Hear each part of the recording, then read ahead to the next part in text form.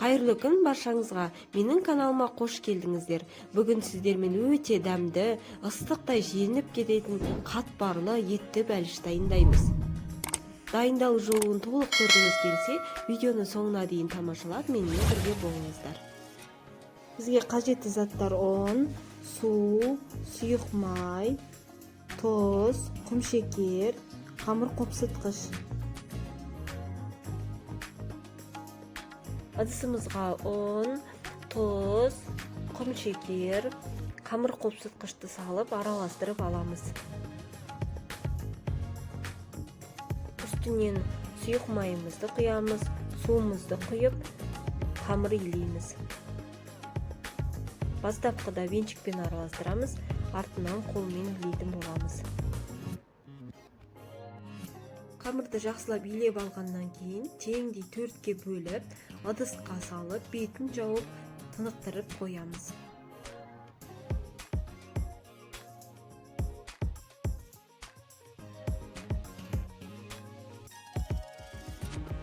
Салмасын дайындауға қажетті заттар: тартылған ет, пияз, сәбіз, тұз, бұрыш. Үлкен бөлігінен өткізіп аламыз. Және алдын ала дайындап қойған ыдысқа саламыз. Артынша пиязды ұсақтап тураймыз. Және барлығын бір ыдысқа салмамызды араластыратын боламыз. Сәбіздің үстінен пиязды, одан кейін тартылған етімізді саламыз.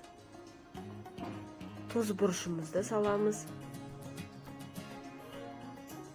Жақсылап араластырып жібереміз. Араласып дайын тұрған салмамызды теңдей төрт бөлікке бөліп аламыз.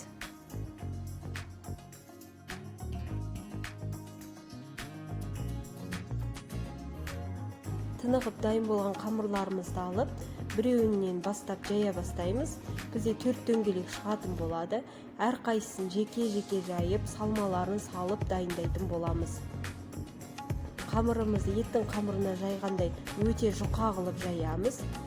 Жұқа қылып жайған кезде қатпарларымыз өте әдемі болып шығады.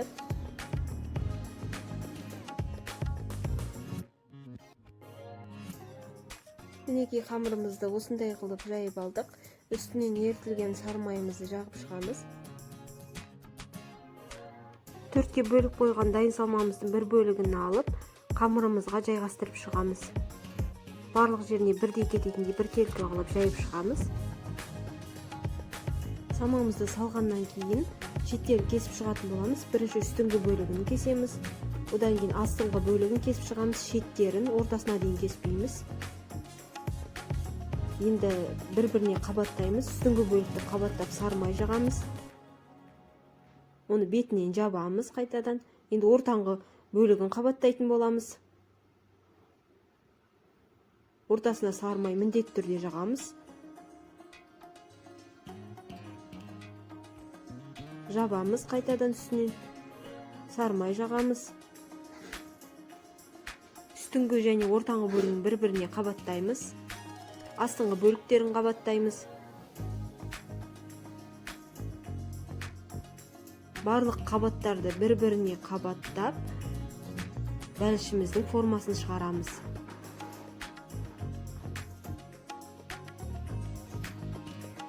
Шеттерін жабыстырып шығамыз бүктеп. Мінекей екінші бөлігін дайындап жатырмын. Естіға 2 штукта салатын боламын. Общий 4 штук шығады.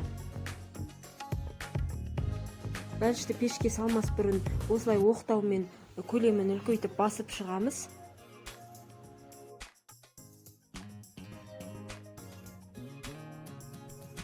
Пешті алдын ала қыздырып алдым. Еске пергамент төсеп, үстіне 2 штук бәлішіміз саламыз. Үстінен жұмыртқан сары тұзын жағып шығамыз. 180-200 градуста 30-35 минут пісіріп аламыз.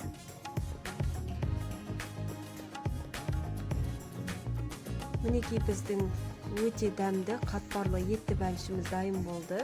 4 штук шықты. Әрқайсысын 4 бөлікке бөліп, әдемілеп қонақтарыңызға ұсынсаңыздар болады. бәлішімізді ортасынан кескенде осындай болады. Өте әдемі, қатпарлы, ыстықтай жесе тез желініп кетеді, өте тойымды. Сіздерге де жасап көруге кеңес беремін. Видео ұнаса лүпіл басып пікір қалдырып маған тіркелуді ұмытпаңыздар. Видеоны соңына дейін тамашалап, менімен бірге болғандарыңызға рахмет.